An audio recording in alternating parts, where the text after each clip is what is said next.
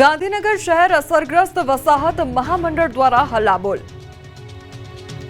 ગાંધીનગર શહેર અસરગ્રસ્ત વસાહત મહામંડળ દ્વારા હલ્લાબોલ કરવામાં આવ્યો। વર્ષોથી પૂરી ના થયેલી પડતર માંગણીઓને લઈને 7 ગામોના લોકોએ કર્યો હલ્લાબોલ। મૂળ 7 ગામના મૂળ નિવાસી લોકોને રહેણાંક આવાસ બનાવી આપવા માંગણી કરવામાં આવી છે। તેમની માંગ છે કે સરદાર સરોવરના જમીન અસરગ્રસ્ત ખેડૂતોને આપવામાં આવેલા લાભ 7 ગામના અસરગ્રસ્તને મળવા જોઈએ। આ ઉપરાંત 7 ગામના અસરગ્રસ્તોને ભાડા પેટે આપવામાં આવેલી દુકાનના માલિકી હક આપવા સાથોસાથ 7 ગામના અસરગ્રસ્ત લોકોને ગાંધીનગરમાં પૂરી પાડવામાં આવતી સુવિધાઓ આપવા માંગ કરી છે।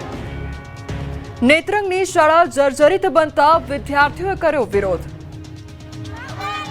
નેત્રંગ તાલુકાના સાકવા ગામે આવેલ સરકારી પ્રાથમિક શાળાના ઓરડા અત્યંત જર્જરિત છે, જેથી ખોરંભે ચડેલી નવીનીકરણની કામગીરીના પગલે વિદ્યાર્થીઓ સહિત ગ્રામજનોમાં આક્રોશ જોવા મળ્યો છે। વિદ્યાર્થીઓ ખુલ્લામાં આકાશ નીચે અભ્યાસ કરવા મજબૂર બન્યા છે, ત્યારે શિક્ષકો અને વિદ્યાર્થીઓએ રેલી યોજી વહીવટીતંત્રને આવેદનપત્ર આપી ઉગ્ર રજૂઆત કરી હતી। સાકવા પ્રાથમિક શાળાના ધોરણ 1 થી 8માં 100 થી વધુ વિદ્યાર્થીઓએ રેલી કાઢી હલ્લાબોલ કર્યો હતો। મોટી સંખ્યામાં વિદ્યાર્થીઓ સરકારી કચેરીમાં પહોંચી હલ્લાબોલ કર્યો હતો, તો શાળા નવી બનાવવાની માંગ સાથે વિરોધ કર્યો હતો। બનાસકાંઠાના અમીરગઢની શાળાને વાલીઓએ કરી તાળાબંધી। બનાસકાંઠા જિલ્લાના અમીરગઢ તાલુકામાં શાળાઓ ખાલીખમ જોવા મળી રહી છે। આદિવાસી સમાજના અભ્યાસ કરતા બાળકોવાળી શાળાઓમાં શિક્ષકો તો છે, પરંતુ વિદ્યાર્થીઓ ગેરહાજર છે, કારણ કે આદિવાસી સમાજના વિદ્યાર્થીઓને નોકરી અને ઉચ્ચ અભ્યાસ માટે જાતિના દાખલાઓ માટે સરકાર દ્વારા 1950ની સાલના પુરાવા માંગવામાં આવે છે। આદિવાસી સમાજના વિદ્યાર્થીઓને ઉચ્ચ અભ્યાસ કરવા તેમજ અનેક યુવકોને નોકરી મેળવવા ભારે મુશ્કેલી ઊભી થઈ રહી છે, જેને લઈ મુખ્યમંત્રી સુધી રજૂઆતો કરવા છતાં પણ કોઈ નિરાકરણ ના આવતા આખરે ટ્રાયબલ વિસ્તારની શાળાઓમાં આદિવાસી સમાજના વાલીઓએ વિદ્યાર્થીઓને શાળાએ ન મોકલીને વિરોધ નોંધાવ્યો। આગામી સમયમાં નિરાકરણ નહીં આવે તો રસ્તા રોકી અને ગાંધીનગરનો ઘેરાવ કરવાની ચીમકી ઉચ્ચારી। સાંભળો વેદના।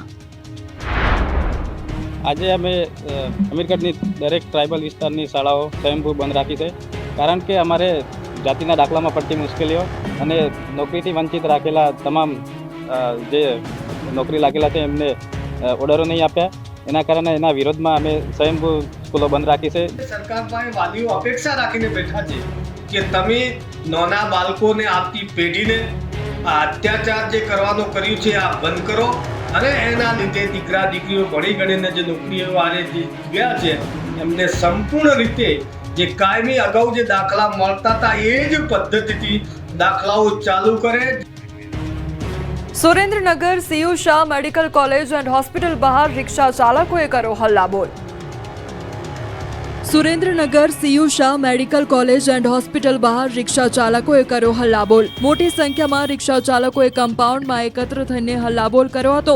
સિક્યોરિટી સ્ટાફ સામે કડક કાર્યવાહી કરવામાં આવે તેવી માંગ કરી હતી, કેમ કે 2 દિવસ પહેલા દર્દીની ખબર કાઢવા ગયેલ રિક્ષા ચાલક સગા સાથે હોસ્પિટલના સિક્યોરિટી સ્ટાફ સાથે રકઝક અને બોલાચાલી થઈ હતી। હોસ્પિટલના સિક્યોરિટી સ્ટાફના 5 શખ્સો દ્વારા રિક્ષા ચાલકને મારામારી ઈજાઓ પહોંચાડી હતી, જેથી પોલીસ મથકે ફરિયાદ નોંધાઈ હતી। માર મારનાર સિક્યોરિટી સ્ટાફ સામે કડક કાર્યવાહી કરવામાં આવે તેવી રિક્ષા ચાલકોએ માંગ કરી, તો ઉકેલ નહીં આવે તો ટીબી હોસ્પિટલમાંથી દર્દીઓને લાવવા અને લઈ જવા પર પ્રતિબંધ મૂકવાની ચીમકી ઉચ્ચારી।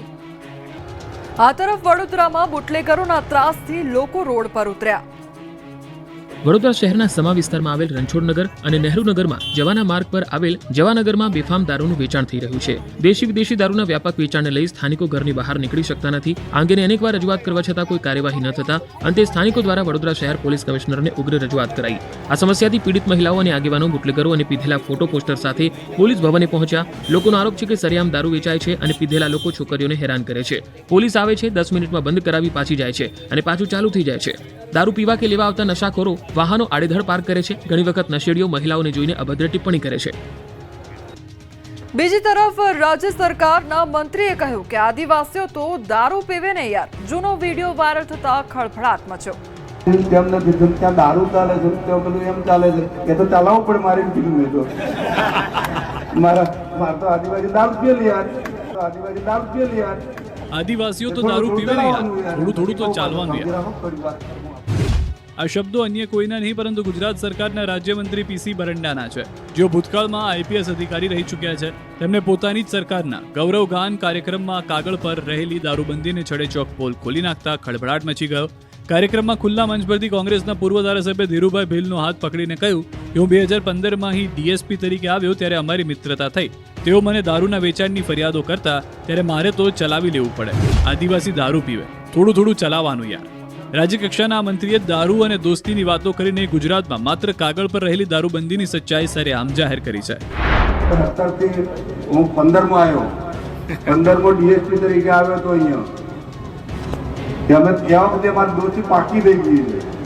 સંકલનમાં બેસીએ ને એટલે દાદા ધીમે ધીમે ધીમે ધીમે આમ નથી થયું તેમ નથી થયું, ત્યાં દારૂ ચાલે છે ત્યાં બધું એમ ચાલે છે, એ તો ચલાવવું પડે મારે કીધું. મેં તો મારે તો આદિવાસી દારૂ પીએલી યાર, એ થોડું થોડું ચલાવવાનું યાર. એમ પછી કહું પાછું સમજી રાખો થોડી વાર કરવું આપણે, એટલે આ બધું હેડ્યા કરે બધું આપણે. બરંડા સાહેબે કયા એંગલથી આ વાત કહી છે એ તો બરંડા સાહેબ જ જાણે, પરંતુ એટલું સ્પષ્ટ કહું છું કે આખા ગુજરાત કે આખા દેશની અંદર બધા જ લોકો દારૂ પીએ છે. એકલા ફક્ત ને ફક્ત આદિવાસી નથી પીતા. પણ એટલું હું સ્પષ્ટ કહું કે ગુજરાતમાં જ્યારથી ભારતીય જનતા પાર્ટીનું શાસન આવ્યું છે ત્યારે દારૂબંધીનો કાયદો કડક હાથ રીતના અમલ થઈ રહ્યો છે. સુરત એરપોર્ટ પરથી હાઇબ્રિડ ગાંજા સાથે એક મુસાફરની ધરપકડ.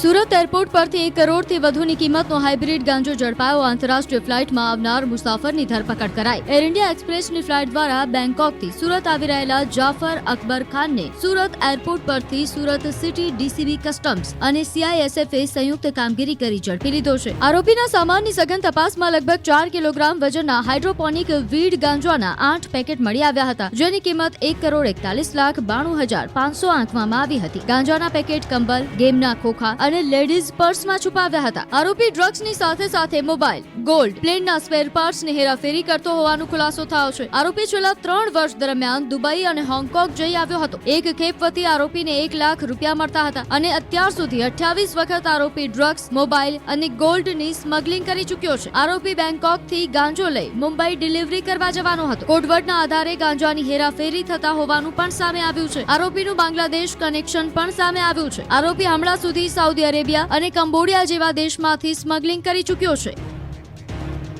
આ તરફ રાજકોટમાં જન્મ મરણના દાખલા માટે લાગી લાંબી લાઈન.